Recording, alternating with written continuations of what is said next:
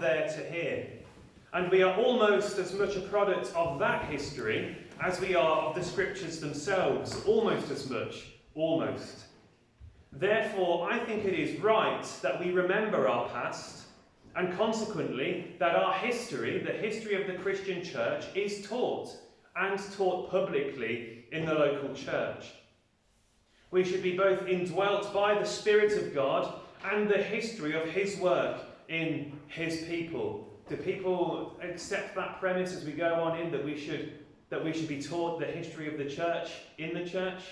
Yeah, any nods? Nods? Yeah. Okay, good. So tonight, as I've said, we'll be looking at George Whitefield.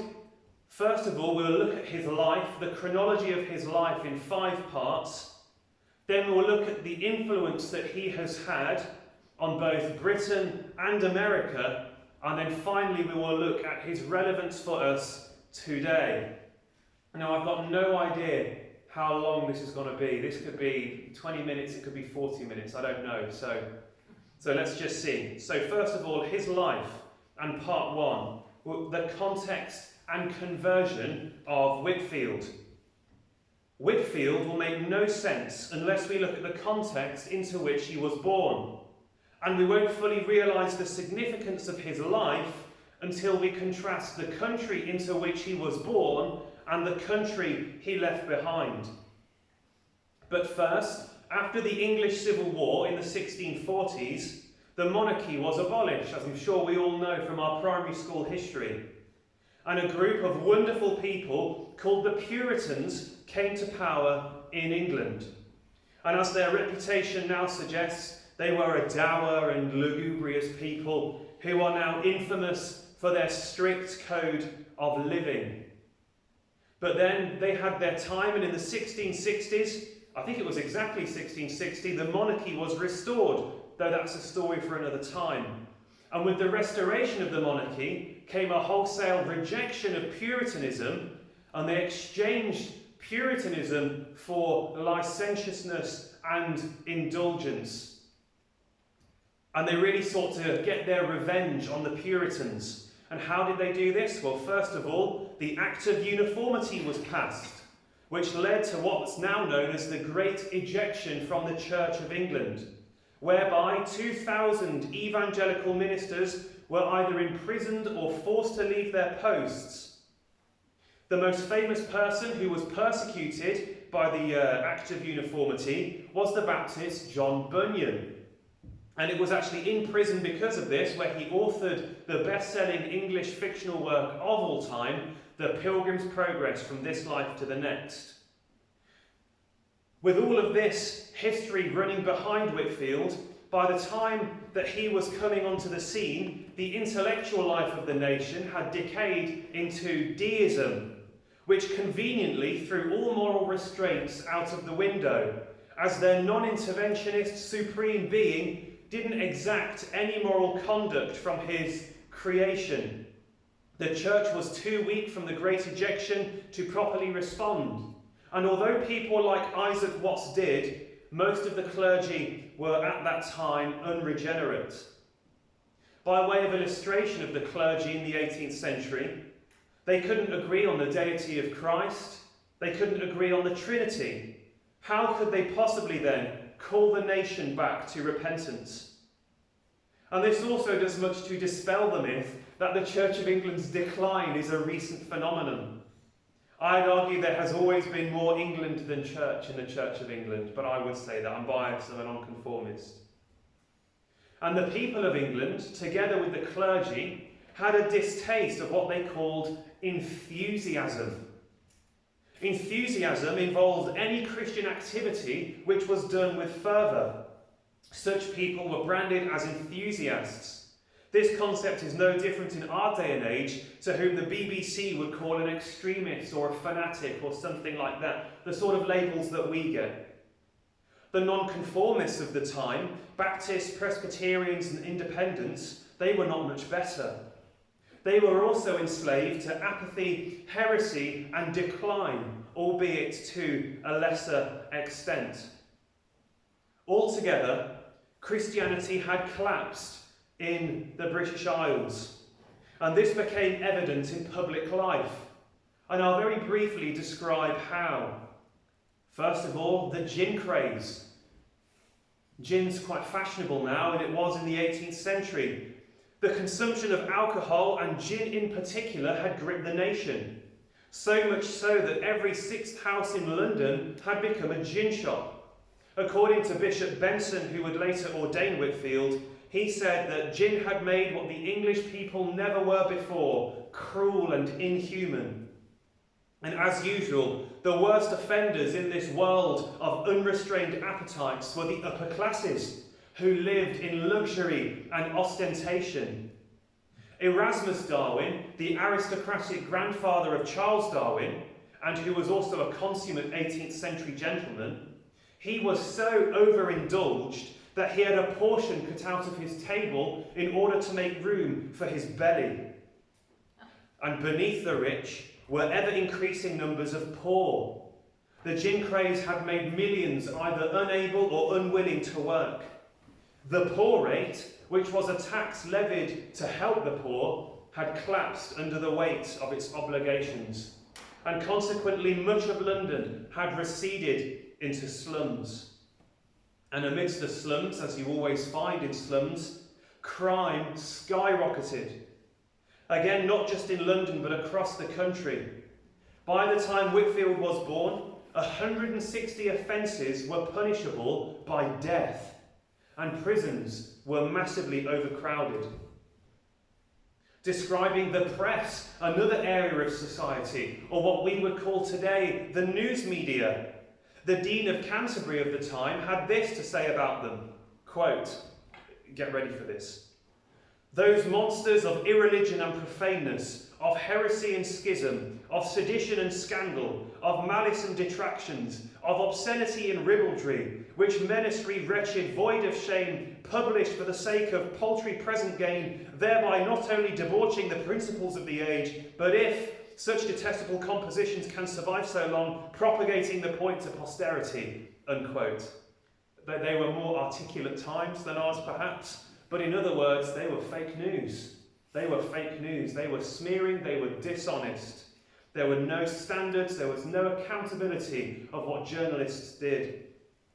Amongst the literati and chattering classes, amongst the elite, societies of atheism became popular, and they, like any elite living in an age of decadence, claimed that polygamy, fornication, and even homosexuality were not sinful. Haven't we heard that before?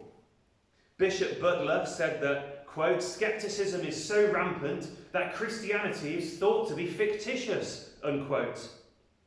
Even Sir Robert Walpole, this country's first ever Prime Minister, made snide and cynical remarks when it was suggested to him that he should send the Archbishop of Canterbury to pray by the king's side during his final hours.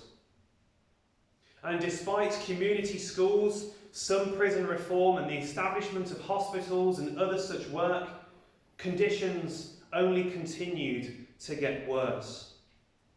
I'll leave it there, but as I did the research for the situation in Britain in the end of the 17th and beginning of the 18th centuries, doesn't it sound eerily a little bit like Britain today? But it's worth noting that in our time, spiritual conditions are far worse. This was the nation into which Whitefield was born in 1714. In 1714.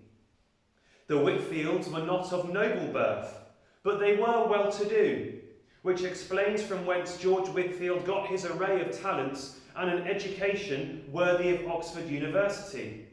His family ran an inn in Gloucester, where Whitefield contracted his work ethic, which would follow him throughout the rest of his life. But his childhood, according to his own journals, were marked by bad behaviour. In one account of his childhood, he records frequently stealing money from his mother's purse and thinking nothing of it, and of playing what he called roguish tricks, whatever they are. Whitefield, there was a family of this in Whitefield's family of men going to Oxford. Whitefield managed to get into Oxford, but he got in as a servitor, Now, a servitor is someone who had free tuition in exchange for being a servant to a wealthier student. I shall not go into detail as to how servitors were treated, but Whitefield thought that he was permanently scarred by his work there. University was a mixed experience for him. The decay that was so rife all across the nation was also rife at Oxford, and academic standards had dropped considerably. But it was at Oxford that he became friends with John and Charles Wesley, who were clever and pugnacious boys who introduced him to the Holy Club. Now, the Holy Club reacted against their surroundings. They sought to return to a strict conduct of living, which Whitefield actually took to quite well. They were not Christians, however, as probably history suggests, as like to suggest they were, and they believed in a sort of salvation by works. And being dissatisfied with the spirituality of the Holy Club, or the lack thereof, Whitefield read a book called The Life of God in the Soul of Man, which was written by Reverend Stoddard, who was some Scottish minister. And in this book it spoke of the new birth. And Whitefield wanted this life which came from the new birth, but he didn't know how to get it. So he fasted to the point where he couldn't even climb stairs. He fasted to the point where he looked so emaciated that his friends told him to seek a doctor immediately. He would spend 2 hours every evening confessing his sins and reading the New Testament in Greek.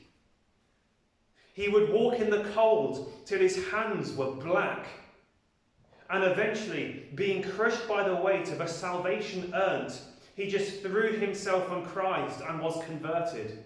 He writes in his journal of that day, "God was pleased to remove the heavy load, to enable me to lay hold of his dear Son by a living faith, and by giving me the spirit of adoption to seal me even to the day of everlasting redemption." So, Whitefield was converted. And now part 2, we'll look at his early ministry. By the age of 22, he was ordained into the Church of England by Bishop the Dr. Benson on account of the work that he did at the Holy Club in Oxford. And on the 27th of June, 1736, he preached his first sermon. He was sneered at first on account of his youth and, of course, the terrible squint that he had. But his oratory quickly gained him notoriety. He was then invited to preach. This was in Gloucester, obviously, where he was born and raised. He was then invited to preach for a time in Bristol, where he preached about 10 times a week. 10 times a week. His sermons heavily focused on the new birth and the need to know Christ as your Saviour individually. His preaching was firm and unbending. His power of voice and rhetoric had already earned him the nickname the Seraph, which would be a fantastic name for a Christian newspaper, I've always thought, the Seraph. And by the time his ministry reached London, throngs of people crowded into the churches to hear him.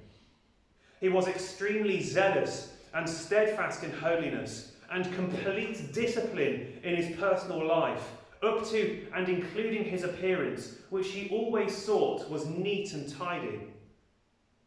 All of this contrasted him to the clergy of the day, who were worldly, who were lazy, and who tried to preach as seldom as possible. There was an article in The Spectator that I read a few years ago which spoke of the mavericks of the English clergy in the 18th century.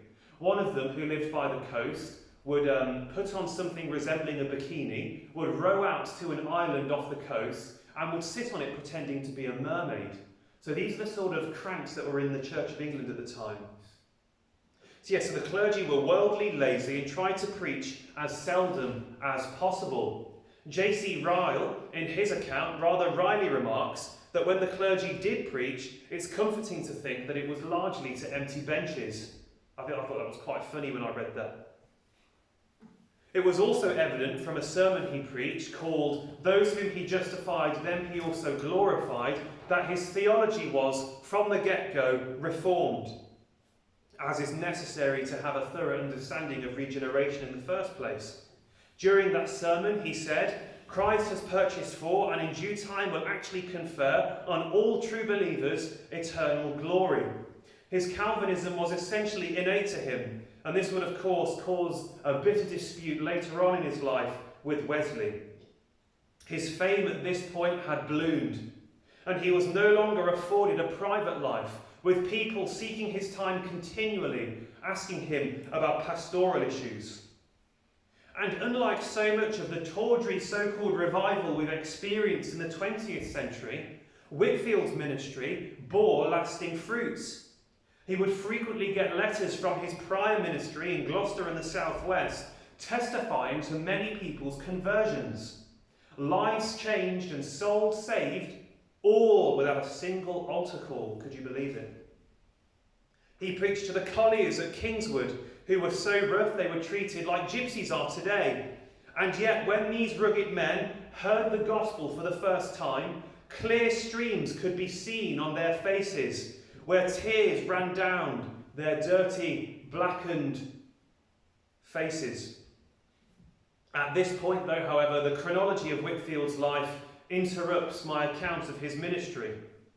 The only reason he was even preaching was because he was filling his time before he had set on his mind to set sail for America to do some missionary work in the poor, struggling British colony of Georgia, thinking that he could fare better there than the Wesleys had a few years before him. His preaching in Georgia was attended with the usual success that it was in England. And further to this, he founded an orphanage called the Bethesda Orphan House, which would become a debt-laden burden which would trouble Whitefield throughout most of his life, and which would ultimately end in ruin. We'll talk more about that later. The orphanage is really out of the scope of what I want to speak about this evening, so we'll skip over what he did with the orphanage, but it by far brings the most reproach upon Whitefield's name. And I'll mention in passing that on his journey to the New World, the ship which left Southampton was full of drunken, hardened, cynical sailors who had no time for Whitefield. But the ship that entered the harbour in Georgia was full of sailors who rose daily with the officers and wept at the daily service conducted by Whitefield. We'll conclude looking at his early ministry, with this missionary trip to America. The year at this point is 1737. So this is 1737. And now part 3, the making of a man. The making of a man.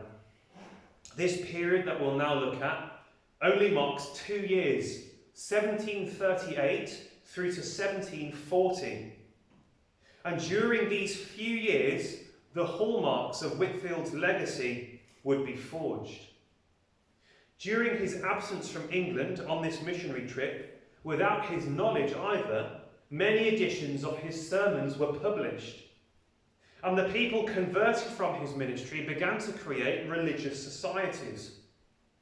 But the most significant development was while he was away, seeing his influence, the clergy across London banned Whitefield from their pulpits. They banned him. Believe it or not, they disliked large numbers of people coming into the churches. I know, could you believe it? Well, it was hassle for them, wasn't it? And this also followed a public dispute between Whitefield and the Bishop of London, who later tried to poison his labours in America through an unpleasant heretic called Commissary Garden. But we don't need to bother with him. We'll leave him relegated to the footnotes of history where he belongs. But this led to the great mark of Whitefield's life, thereto unheard of in Christian history. Whitefield preached in the open air. He was the first open-air evangelist, other than the apostles and things, you know. And his ministry really changed gear with this decision. He could now reach far more people at a time. He preached to thousands, even tens of thousands at a time, and his voice would carry for a mile across land and for 2 miles across open water. Benjamin Franklin said that the way he said, "oh," could move a man to tears. It was also during this time that the group which would define the revival came together. During this time, both Wesleys were converted and became open-air preachers. He made the acquaintance of Howell Harris, who was an open-air preacher and who would go on to found Welsh Calvinistic Methodism, and John Cennick, who would later pastor Whitfield's megachurches in London and be head of the work in England. He made his second visit to America in 1739, this time not just to Georgia, but to New England and the Carolinas as well. By this time, his reputation had gone before him, and this tour would cement his role in American life. He was immediately received by Americans of all quarters, loved by churchmen of all stripes. In fact, there were already a multitude of pockets of revival going on across America, thanks to George Whitefield's friend, Jonathan Edwards, and Whitefield was happy to contribute to this work. I'll end this section by saying that Whitefield, now only 26 years of age, so he's only 26 years of age, leaves America having preached to over half of the population of America, both slave and free. And so he comes back to England, unaware that controversy surrounding his disagreement with Wesley was about to boil over and create the supreme trial of his life. So this is part 4. Trials. Whitefield returns in 1741, and much to his dismay, the orphan house debt had spiralled out of control, which was weighing heavily on him during this time. And in his youth, he had made many ungracious and slanderous comments about all sorts of people, and was feeling the consequences of many injured friendships. There were lots of people who didn't like, for instance, that he said the Bishop of London knew as much about Christianity as did Muhammad. But most tryingly, his relationships with the Wesleys broke down. The question of whether or not God chooses all those who will be saved has long been a divisive point in church history. Whitefield, being a Calvinist, thought that God does choose all those who will be saved. Wesley, a spit-fleckled Arminian, did not. And whilst Whitefield was in America, Wesley, despite being Whitefield's junior in the faith, and despite it being Whitefield who had got the revival moving, and even though it was to Whitefield that Wesley owed his position in the revival, I think really rather cowardly preached a sermon against election and published it called Free Grace. His decision to do so was determined by the casting of lots, which was something that Wesley liked to do. So he preached and published this sermon called Free Grace, even though the two had agreed not to mention it in public. George Whitefield was furious, and he published really a very unhelpful reply, we'll put it that way, and he put it in the public domain. As a result, the movement split in two, and the congregations and societies of the two men would forever remain separate. It would take 7 or 8 years before they would eventually reconcile. And in this time, Whitefield brought the revival to Scotland, which was spread through the Presbyterian Church of Scotland. Spiritual conditions weren't as bad in Scotland. He would marry a Welsh widow with whom Howell Harris was in love, but insisted that Whitefield married anyway. Don't ask me the story behind it. All these men, for some reason, had really complicated love lives. Wesley's love life was equally as complicated. For instance, John Wesley loved one particular woman, but Charles Wesley didn't believe that she was right for him. So as John Wesley travelled up to Newcastle to marry her, Charles Wesley got there first and married her to someone else. By this time, Whitefield and Wesley were reconciled, and they were weeping together and mourning. Dear brothers have been killing each other since Cain and Abel. That's not relevant, but anyway. After the reconciliation, Whitefield resigned his leadership of so-called Whitefieldian Methodism. He famously said, "Let the name of Whitefield perish. I will be a helper of all the revival. Great humility and maturity by this point in his life. So part 5, the final part of his life. Helper of all the revival. That's what I've called this section, helper of all the revival. By 1748, Whitefield, through his friendship with the Countess of Huntingdon, had the opportunity to preach the gospel to the great and the good, to the highest echelons of British society, to all the aristos, politicians, and even royalty. And now the next 20 years of his life are really much less eventful. He carries on preaching 3 times a day, pastoring his churches in London, and on the Sabbath preaching 4 or 5 times a day, and helping Wesley administer the revival, and touring both Britain and America constantly. And I looked it up, he did visit Leicester, and he did preach in Leicester. So by about, gradually, however, and now as time goes on, gradually, the original men of the revival were lost. John Cennick, who was immensely important, died. Because it wasn't like today, they weren't guaranteed to live to a nice ripe age, were they? And Hal Harris had a nervous breakdown. He went a bit crazy, in fact. But by about 1762, now in his late 40s, his strength began to fail. He could no longer preach for 3 or 4 times a day, and he began to vomit blood when he preached too often, as is common among opera singers, where under the strain of their voice they burst blood vessels, and as a result produce blood. He found this immensely challenging, as preaching was all that he lived for. It's all that he did. And yet, in this condition, he toured America again.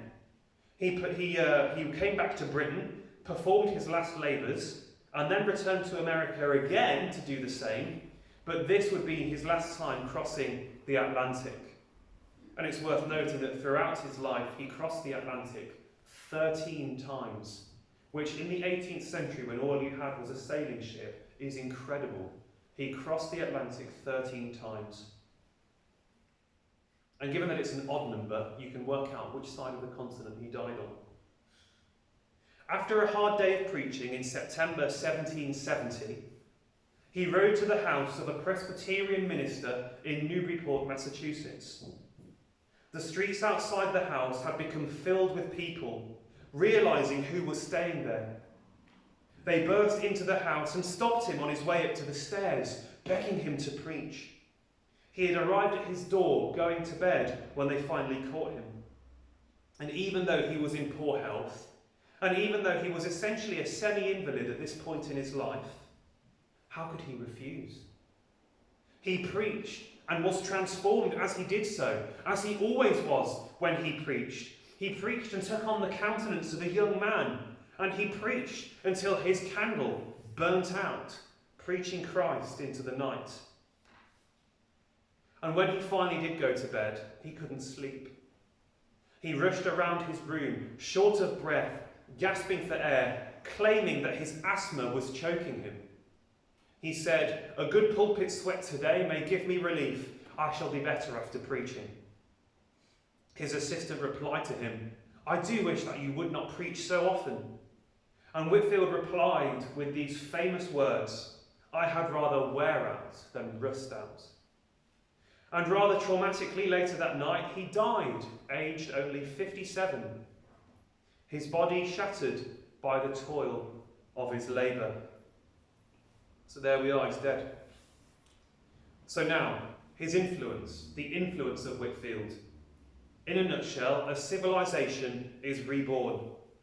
Historian Thomas Kidd has described Whitefield as the key figure in the Great Awakening in both Britain and America. The Great Awakening, of course, refers to this revival, which essentially saw this country and America completely change course. It is widely thought that we were headed for something like the French Revolution before the Great Awakening. And ultimately it laid the social foundations for the Pax Britannica, Britain, the first superpower since Rome. So, in particular, what was his cultural influence? What was his cultural influence? Even many secular scholars have conceded that George Whitefield is the first celebrity in human history. He wasn't known for a business, his titles, his birth, or his patronage, or anything like that. He was known on account of his personality. He was George Whitefield. There were all sorts of ridiculous caricatures of him in the press. There was even a play written about him. It was very, very, very cruel. George Whitefield was described as a character called Dr. Squintum, making fun of his squint, of course. Nobody in the mid-18th century was as famous as him, except perhaps for the king himself. And this phenomenon of celebrity is a post-Whitfieldian thing. Secondly, he played an essential cultural role in the propagation of education and in the re-elevation of educational standards, which had so atrophied in the wake of Restoration. In his sermons, he made extensive use of Latin, of patristics and history, even though they were largely to a poor and illiterate working class. It's even more incredible when you think that he didn't plan his sermons, he didn't have notes. He co-founded the University of Pennsylvania alongside Benjamin Franklin, which is among America's most prestigious universities. Famous alumni include the investor Warren Buffett, the inventor Elon Musk, and, bizarrely enough, many members of the Trump family. On another note, Franklin and Whitefield were good friends. Franklin was the publisher for Whitefield's sermons in America, and it was partly through Whitefield's sermons that Franklin made his fortune. So, his political influence. What was his political influence? Not in Whitefield's favour. He is responsible for the legalisation of slavery in the state of Georgia. We do have a tendency to somewhat glamorise figures from church history and to gloss over their faults, but we shan't do so tonight. Slavery theretofore was illegal in Georgia, but Whitefield needed cheap labour for his orphanage, so he lobbied General Oglethorpe and the government to change the law. To be fair to him, however, he didn't believe that black people were subhuman, and he did preach to many a gathering of slaves. This change was unique to Georgia. Slavery was otherwise legal across the American South. God, in his providence, burnt down the orphanage shortly after Whitefield died, erasing this blot on his legacy, whereas the churches he pastored in London continue, albeit in a different form to this day. A more significant influence that Whitefield had in America was shaping the conversation around American independence. He was cited frequently in the discussion leading up to the Revolutionary War. In fact, Whitefield was so seen as the spiritual founding father of the United States that his grave, which is in America, was ransacked by officers of the Continental Army, so that they could distribute the cloth from his burial garments amongst the soldiers, which is quite creepy in a way. And his spiritual influence. Across his career, he preached extensively in America, England, Scotland, Ireland, and even as far as Bermuda, comprising a total of 20,000 sermons. He preached the pure gospel of Jesus Christ to untold millions who were converted. He is the principal founder of Methodism, although the Methodists did not break away from the Church of England until after Whitefield's death and against his wishes at the hands of the conniving Wesley. He helped install Jonathan Edwards, who was a friend of his and America's most important theologian, as president of the New Jersey College, which later became Princeton University. And the revival which started with Whitefield remains to this day the largest in the history of the Christian faith. And very briefly, his theological influence. In both Britain and America, before the Great Awakening, the doctrine of regeneration, that you had to be born again, had somehow faded away.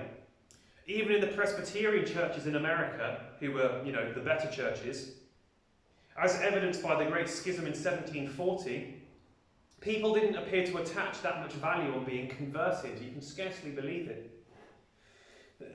They believed that manifestly unconverted people should be baptised, partake of the Lord's Supper, and that they could even be perfectly adequate church ministers. This was even believed by Timothy Edwards, Jonathan Edwards' father.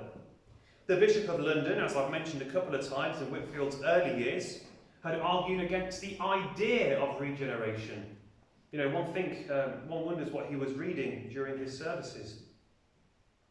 There were two camps. There were unconverted people who didn't believe in the necessity of conversion, and there were converted people who did. And throughout Whitfield on both continents, the idea that conversion and the new birth were necessary won out. Whitfield was asked why he so often preached on the text in John 3, "You must be born again," and he simply replied, "Because you must be born again." He also wrote in his journal that we can preach the gospel of Christ no further than we have experienced the power of it in our hearts. And that just sums up beautifully the necessity of being converted for Christian work. Ultimately, this was a theological battle the revival won. But it was not won with clever arguments and abstractions.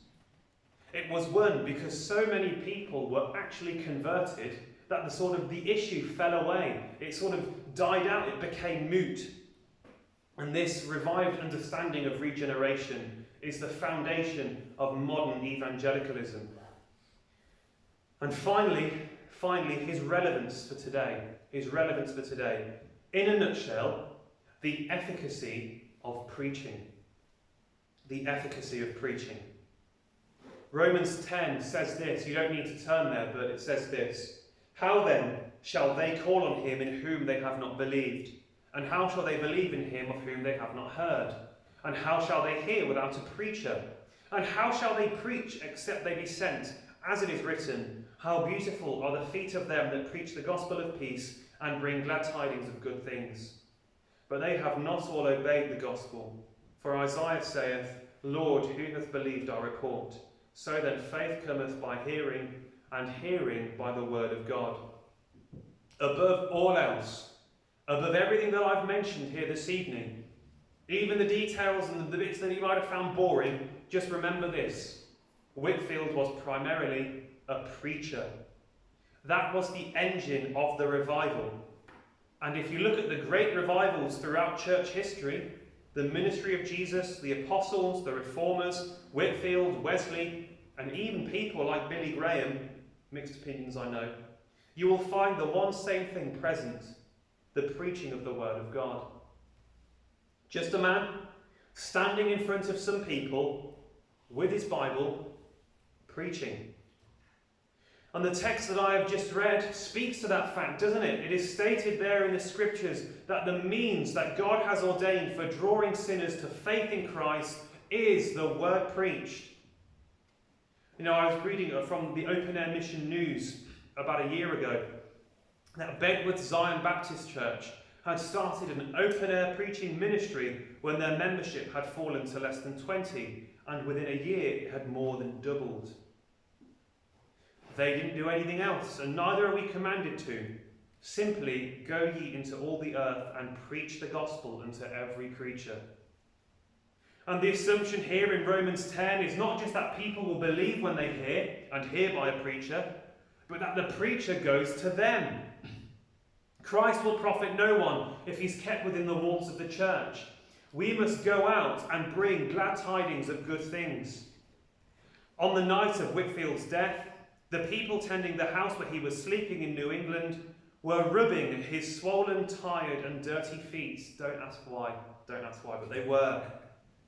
But those swollen, blistered, corned feet were beautiful.